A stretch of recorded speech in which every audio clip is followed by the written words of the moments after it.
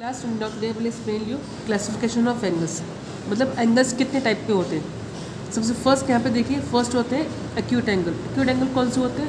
वो हर एंगल जिसका measurement 0 degree से लेकर 90 डिग्री के बीच में होता है, उसको हम बोलते हैं एक्यूट एंगल। वो हर एंगल जिसका मेजरमेंट 0 डिग्री से लेकर 90 डिग्री तक नहीं, बल्कि 90 डिग्री के बीच में होता है, ठीक है, उस एंगल को हम बोलते हैं एक्यूट एंगल। मतलब हर एंगल जिसका मेजरमेंट 90 डिग्री से कम हो। फॉर एग्जांपल या तो 50 हो, 55 हो या फिर 47 हो, कुछ भी हो, लेकिन 90 डिग्री से कम होता है तो उसको हम बोलते हैं एक्यूट एंगल।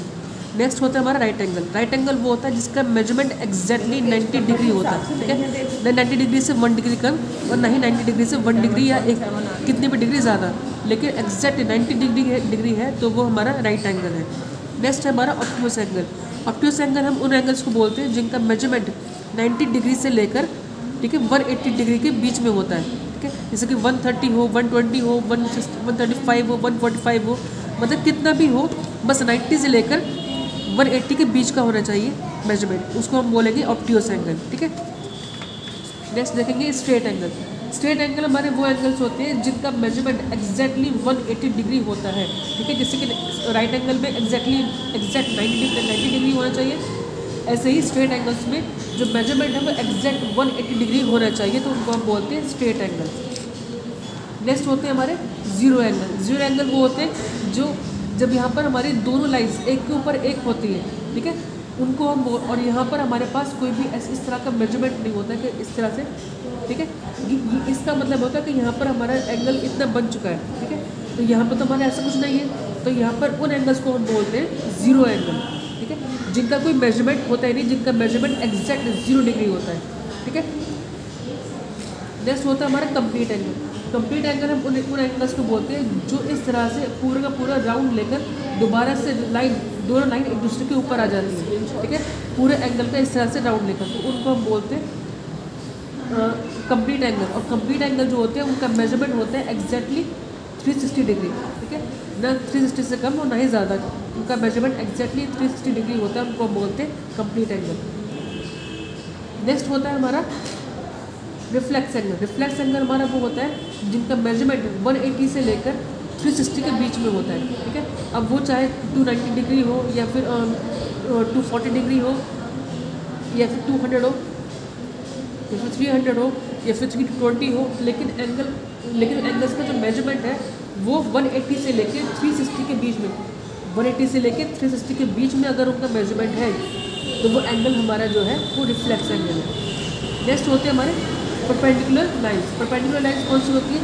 जहाँ पर दो लाइन एक दूसरे को क्रॉस करती है, ये एक दूसरे को इंटरसेक्ट नहीं भी करें, लेकिन जब एक लाइन दूसरी लाइन के ऊपर एक दोनों तरफ जो है 90 डिग्री का एंगल बनाती है, तो वहाँ पर उसको हम बोलते हैं परपेंडिकुलर लाइन्स, ठीक है।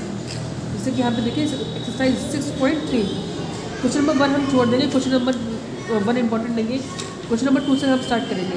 Classify the following as parallel lines, intersecting lines and perpendicular lines.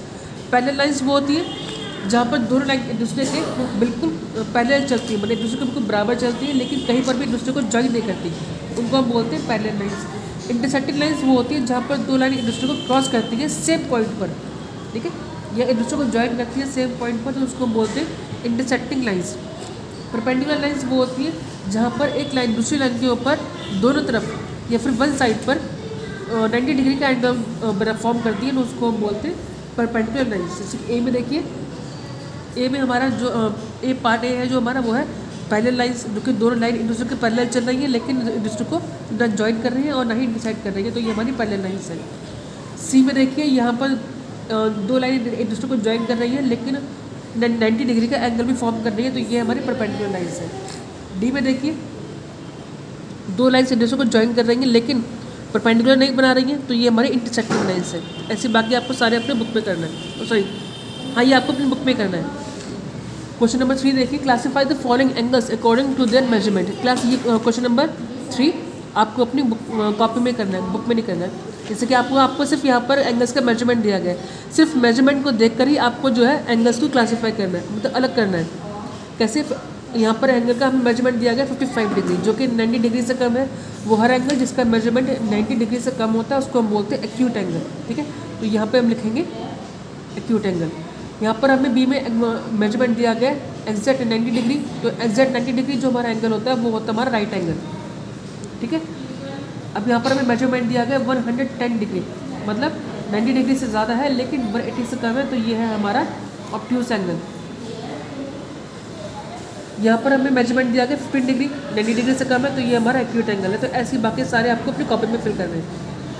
Question number 4 देखिए, classify the angles without measuring. ये क्वेश्चन आपको जो है क्वेश्चन नंबर 4 ये आपको अपनी बुक में करना है, कॉपी में नहीं करना है। यहाँ पर आपको एंगल्स दिए गए, मेजरमेंट आपको नहीं दिया गया, सिर्फ आपको यहाँ पर एंगल्स को देख कर बताना है कि ये हमारे एंगल्स जो है वो कौन से एंगल्स हैं, मतलब राइट एंगल है, ऑब्ट्यूस एंगल है, या फिर जीरो एंगल है, या फिर रिफ्लेक्स एंगल है। जैसे यहाँ पर देखिए, यहाँ पर अभी जो एंगल दिया गया है इसका मेजरमेंट जो है एग्जैक्ट 90 डिग्री से कम है, तो ये हमारा एक्यूट एंगल है। यहाँ पर इस एंगल को हमें देख के पता चल रहा है कि ये एंगल का जो मेजरमेंट है वो 90 से ज़्यादा है, ठीक है, और 180 से कम है, तो ये हमारा ऑब्ट्यूस एंगल है। यहाँ पर एक के ऊपर एक लाइन हमें दी गई है, ठीक है, लेकिन यहाँ पर भी हमें कोई भी मेजरमेंट डिग्री हमें नहीं दी गई है, तो यहाँ पर ये हमारा है 0 डिग्री एंगल, जीरो एंगल। यहाँ पर हमें एक के ऊपर एक लाइन यहाँ पर भी दी गई है, लेकिन यहाँ पर हमें मैजिक पॉइंट हमें दिया गया है, तो ये हमारा है कंप्लीट एंगल। ऐसे बाकी सारे आपको बुक में फिल करने हैं, बुक में ही करने हैं, कॉपी में नहीं करना है आपको। क्वेश्चन नंबर 5 देखिए, name the angle which measures जैसे कि मोर देन 0 लेस देन 90। उस एंगल का नाम बताइए जिसका मेजरमेंट 0 डिग्री से ज़्यादा हो और 90 डिग्री से कम हो, तो वो होगा हमारा acute angle. More than 180 less than 360, वो एंगल जिसका मेजरमेंट 180 से ज़्यादा हो और 360 से कम हो, तो वो होगा हमारा रिफ्लेक्स एंगल। ठीक है क्लास, ऐसे ही आपको सारे अपने कॉपी में करने हैं।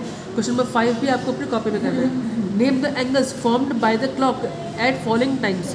यहाँ पर आपको क्लॉक में टाइम दिया गया है, ठीक है, और आपको उसी के अकॉर्डिंग जो हैंड्स यहाँ पर हमें शो करते हैं और जो एंगल हमें शो करते हैं उसी का हमें जो है एंगल शो मेजर करना है।